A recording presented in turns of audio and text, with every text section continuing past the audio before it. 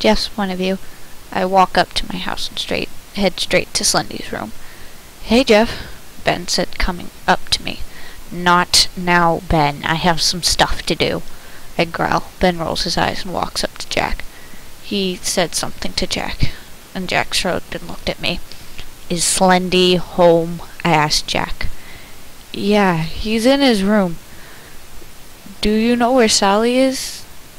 We haven't seen her all day." "She's probably out getting a kill," I laughed. I knocked on Slendy's door. "Open the damn door." "What do you want, Jeff?" He opens his door.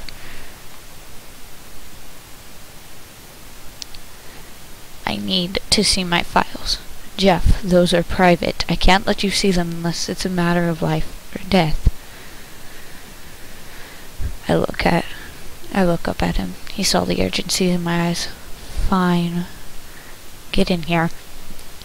He didn't have eyes, but if he did, he would have been rolling them. He pulled a lever and it opened a secret cabinet. "Your files are in the 3rd drawer." I grabbed them. "Thank you so much, Slendy." I ran to my room and laid the files all over the floor. I searched through the pictures of all my victims. There it was. My heart sank into my chest. "I killed Hope's father," I said aloud out of guilt. Hope's point of view. I look at the innocent girl, her eyes hypnotic. How could I resist such a sweet girl? "I would love to play with you, Sally." She grabs her, I say, grabbing her hands. "Great, follow me." Sally led me outside, and I honestly didn't feel comfortable going this far away from home, but how could I say stop? In fact, I couldn't say anything. "Ready? We're going to play hide and seek. I'm going to count, and you don't want me to find you," she said, laughing. I noticed blood was streaming down her face again. Her eyes filled up with tears. I saw her staring at me quickly, beginning to count. I ran in fear that this was not a little girl, but by the time she hit 10, something grabbed my face. "Found you," she whispers in my ear. Jeff's point of view. I go to Hope's house. She wasn't there. I did see Sarah inside sitting on the couch, though. I knocked on the window. She saw me and waved. I walked into the front door. She let me in. "Where's Hope?" I asked, a little panicked. She didn't seem to notice. "Well, she went to play with this adorable little girl. I think her name was Sally." "Oh no. Which way did they go?"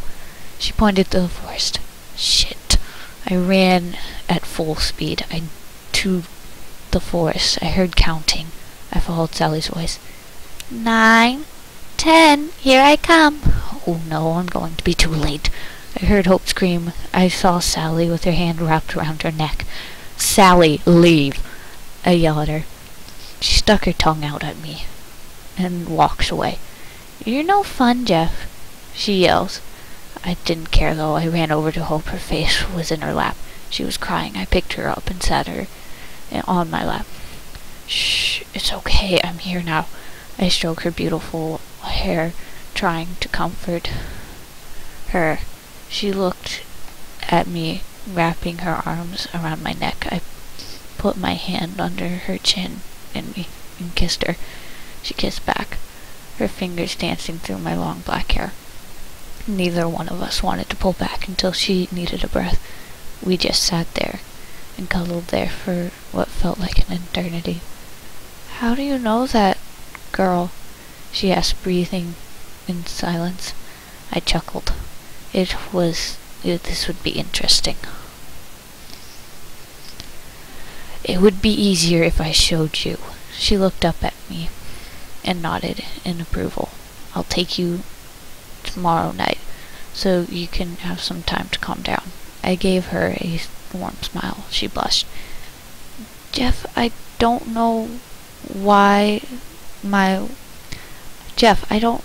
my way out of the forest. Could you walk me home?" she asked, embarrassed. "Of course." I helped her.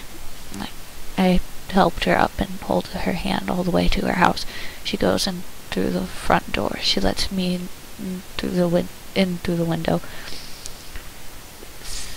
Thanks for walking me home. That was really sweet. Anytime. I turn around and go out her window. I look over. Hope, I love you. She stays there for a second. I couldn't tell if she didn't feel the same way. I turned around, about to jump the window. She grabs my hand. I love you too, Jeff. She smiled. I kissed her. See you tomorrow night. See you tomorrow night. I said, then pulling away. She bit her lip and smiled. And I had to warn my family.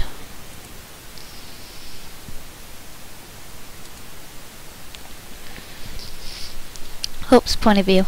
It was Tuesday, and because I skipped school yesterday, my mom made me go today. As I was doing my hair, I remembered I was going to visit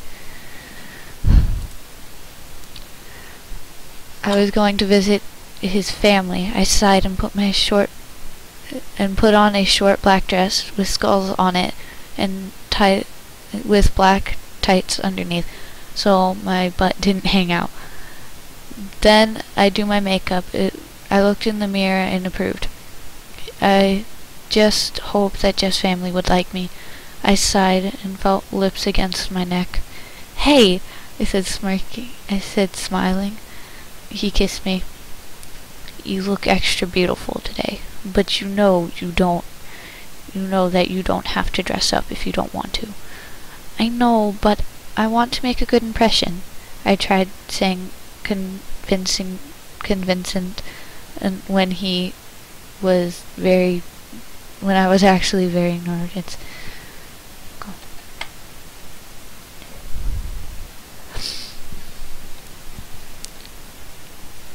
You don't have to worry about it. You don't have a thing to worry about. They will love you. They will all love you. Jeff hugged me.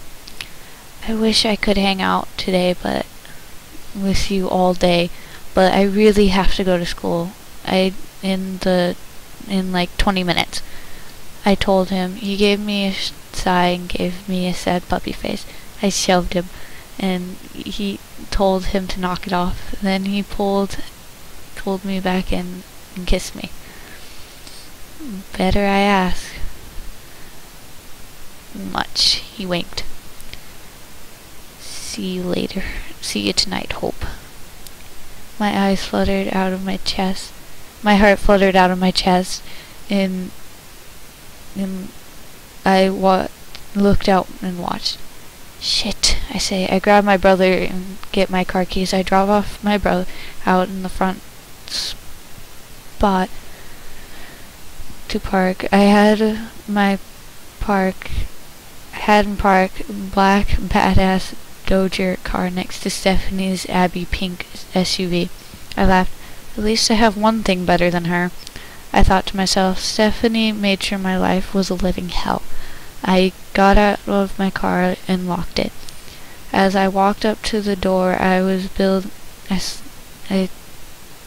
I walked up to the door of the building, I saw Sarah and Ren being harassed by some kids in their grades.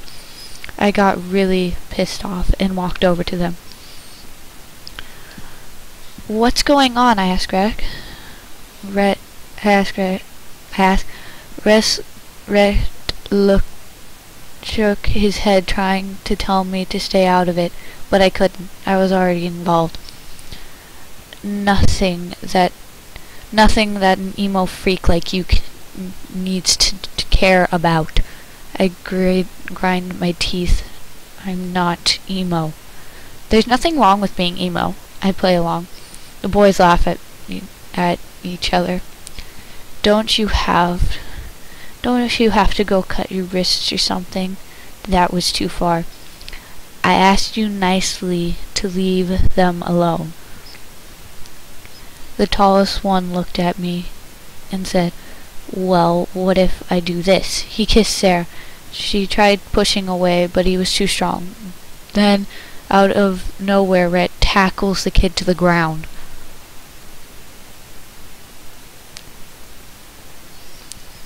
Stay off my girl, you asshole," he screams as he beats the shit out of him.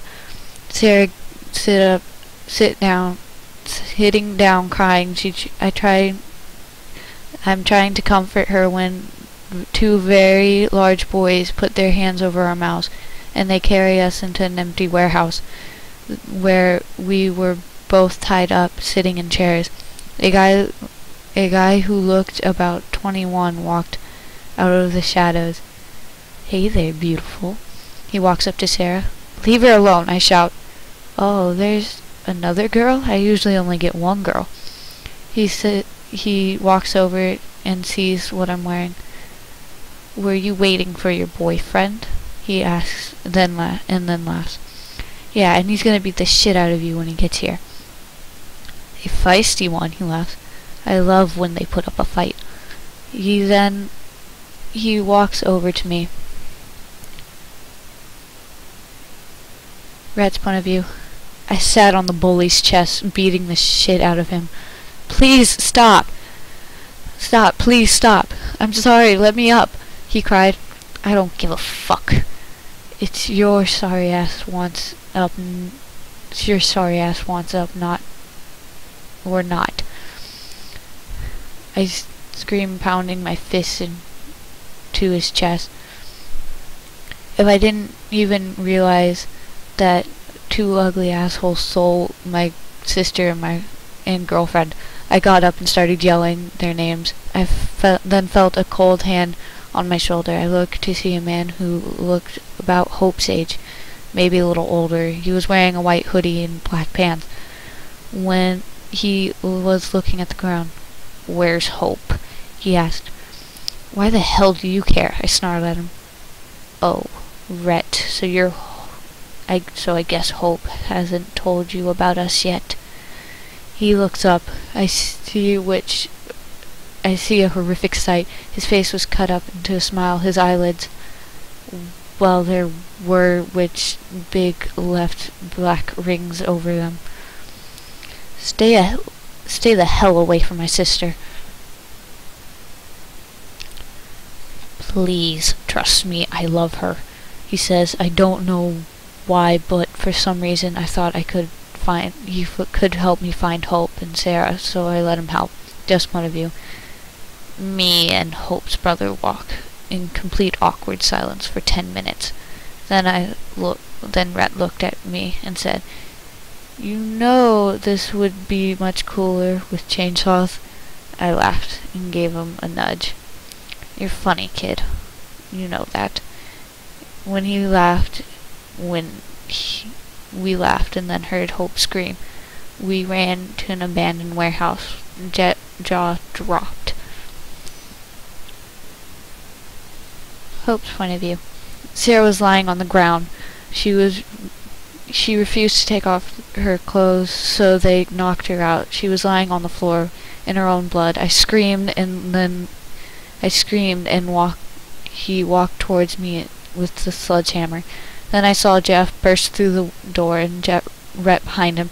Jeff pounced on the man and slit his throat, and he whispered, "Go to sleep," in his ear. Rhett ran to Sarah's side. He picked her up, bridal style, and held her across. Tears streaming down my cheeks. Jeff untied me, and we got out of there before anyone else could get their hands on us.